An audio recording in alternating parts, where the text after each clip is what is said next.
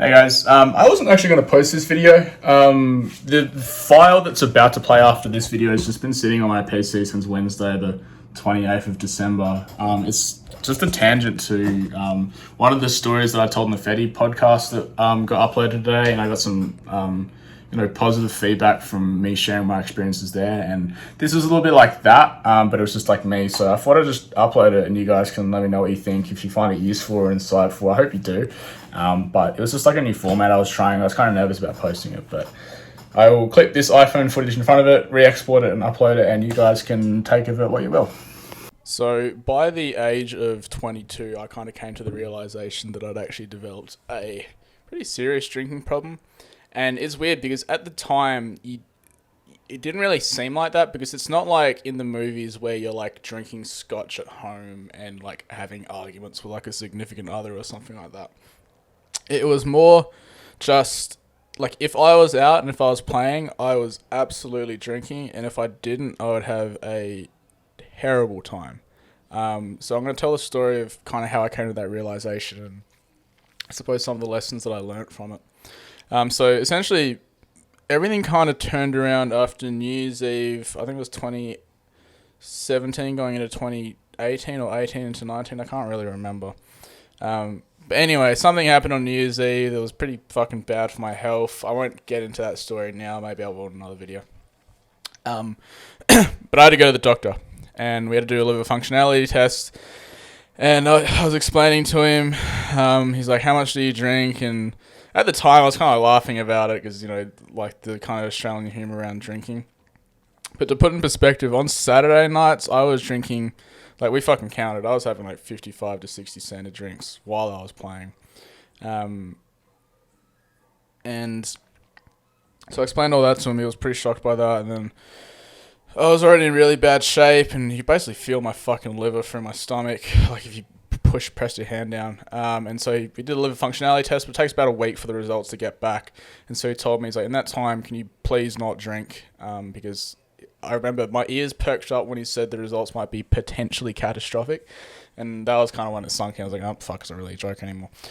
Well, not that it was, because the experience I had leading up to that I really kind of set the scene for everyone to go, oh, fuck, this is actually a problem now. Anyway, so I couldn't drink, and I had to do some gigs that weekend, and that was when I really, really realised, because it was those gigs were the first time that I'd DJ'd in literally about 4 years where I hadn't drank at all. So if I was playing, or just out at all, I was drinking, and I was not drinking minimally. Like I was absolutely fucking sending it essentially. And so what I realized was I was really anxious and agitated. I didn't want to talk to anyone. I was really, like I said, easily agitated. And so what happened was I played this gig, and there was this guy in the front row, and he was like mocking the dancers that on stage, like on either side of the DJ booth. And this is being a fucking dick. He was just like mocking the girls and imitating them and stuff like that. And one of the girls was crying backstage, and so I just fucking snapped. I like brought the house lights up, and I pointed this guy out in front of the whole club, and I just roasted him like, you're a chauvinistic pig, you're a fucking cunt, this, that, and the other. Eventually, I got the whole club to like say fuck you at the same time. Security pulled him out and stuff like that, and I remember putting the music back on it, and I turned to the girls behind me, like the dancers behind me, and I looked at them, I'm like, I'm going to be in so much trouble. Because my intentions were good, the execution was terrible. Anyway, so the next day, I get a call, and one of the owners and directors calls me, and firstly he asks about, he's like, well, what happened to the doctors, what happened the other night? And I was like, yeah, so that happened, and I've got to go wait for the results to get back on Wednesday or something. He's like, okay, well, let us know if you need anything about that. And then he was like, so tell us what happened last night. And I explained what I just explained. And he was like, okay, look, we all know this was your first night playing and not drinking in years. So we get it. We just got to figure out what we're going to do, because obviously that wasn't acceptable. And I was like, yeah, fair enough. And I told him, like, look, I don't regret what I did. Whether or not I would have done it if I wasn't sober is another question, but I said, look, that guy's a dick. I don't regret what I said to him. Probably could have done it in a better way, but I was like, look, I'm a grown up, whatever penalty you had to deal with, just laid it on me. He goes, okay, cool, we'll let you know. And then a little while later, I got an email from the booking agent, and he was like, look, he said same thing. We know this is the first time you haven't drank when playing in a really long time. We reckon you just had your foot on the accelerator for a little bit too long, and we just wanted you to take 2 weeks off, and then we can go back to normal. And I was like, fair enough. And yeah, so that whole experience, and then I realized, so I like posted on Facebook after that gig, and I said that was the first time I've actually DJ'd sober in like 4 years. And leading up to that, like, I was obviously posting on Facebook a lot about my drinking and stuff like that, just because it was kind of my sense of humor. But it kind of got to the point where people were actually kind of realize, because typically when you post about that stuff, people like, they have that drinking sense of humor, and they'll post kind of sarcastic stuff about, oh, wait, whatever. But at that point, everyone in the comments was actually supportive, because it kind of dawned on everyone that, like, oh, Brandon's actually legitimately got a problem. Like, this isn't a joke anymore. And so one of the comments really stood out to me. My friend said, he was like, hey man, that's awesome. I reckon you'll feel really, really good once the withdrawals go away. And then I realized, I was like, oh, like that probably actually was withdrawals. Like, you haven't like DJ'd sober or even just been in mildly social situations without drinking. And that's when I realized, I was like, oh, maybe you actually have a problem. Like, you can't, like, I remember I was at the back after the gig, I was like really anxious, and I was like washing my face in the sink and stuff like that and trying to calm down. And that was when I realized. And so yeah, that was a kind of a big turning point. It's common that people will say like there's like a one big moment where they turn everything around, and I don't really think that's the case. That was definitely a big moment, but it wasn't the only one. For me personally anyway, that was just one of the big ones, and all it was just other little events that all kind of compounded and added up. And I was, if anyone enrolled in the Institute, they know the next little bit that I'm going to say, which is like humans have like two forms of motivation. You have towards motivators and away from motivators. And towards motivators are things you're moving towards, like goals, and away from motivators are things you're moving away from. And towards motivators are great, but away from motivators are actually stronger because they're directionless. Because like if you see like a lion running at you, like, you don't give a fuck what direction you're moving in. Like, you're fucking moving.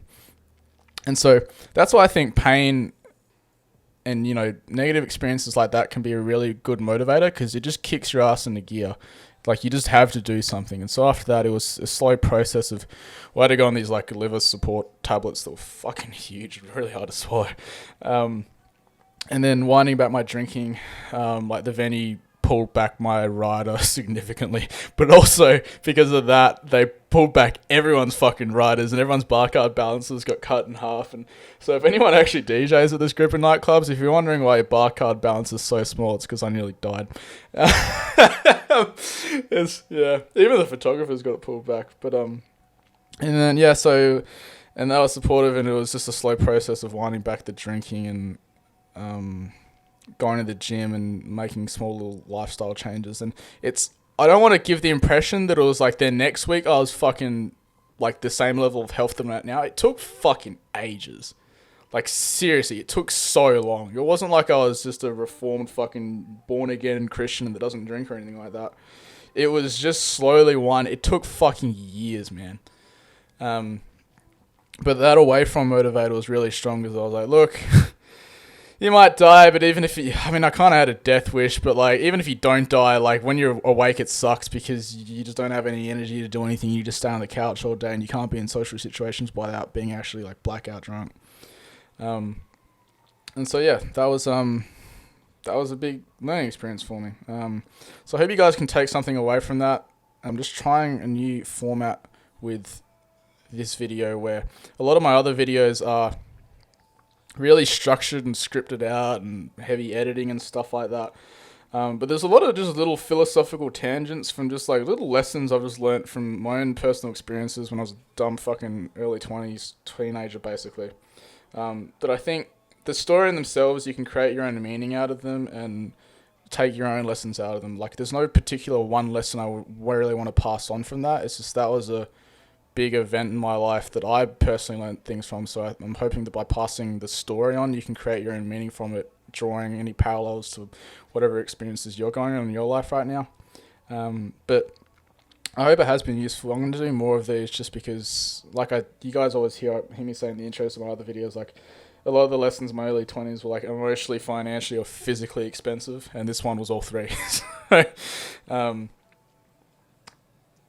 I think it would be a waste if I didn't pass them on, and if just one person can have a slightly better experience with a DJ or nightlife career, not had to repeat any of the dumb mistakes I made in my early 20s, I think this channel will be worth it. So other than that, I will see you guys in the next video, and have a nice day.